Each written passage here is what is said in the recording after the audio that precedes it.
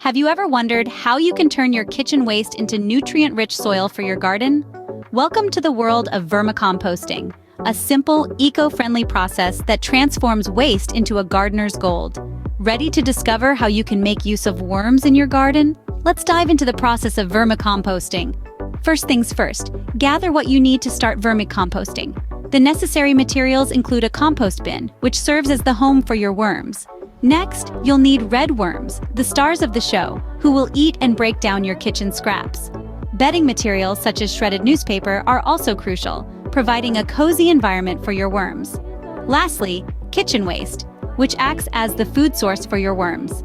With these materials in hand, you're ready to start vermicomposting. Now that we have our materials, it's time to get started. First off, we'll set up the compost bin. This can be done indoors or outdoors, depending on your preference and climate. The bin should be well ventilated and have a lid to keep pests out. Next, we'll add the bedding. This can be shredded newspaper or cardboard, straw, or dried leaves. The bedding serves as a home for the worms and retains moisture.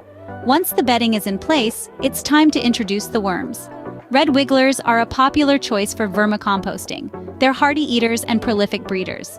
Now we can start adding kitchen waste. Things like fruit and vegetable scraps, coffee grounds, and eggshells are perfect. Avoid meat, dairy, and oily foods. The worms will eat and break down this waste, transforming it into nutrient-rich compost. And there you have it. In a few weeks, you will have nutrient-rich compost ready for your garden. Vermicomposting is a simple and effective way to recycle kitchen waste and improve your garden. It enriches the soil, nourishes your plants, and boosts overall garden health. If you found this video helpful and want to learn more about gardening and composting, remember to give this video a thumbs up and subscribe to our channel for more useful tips. Happy gardening!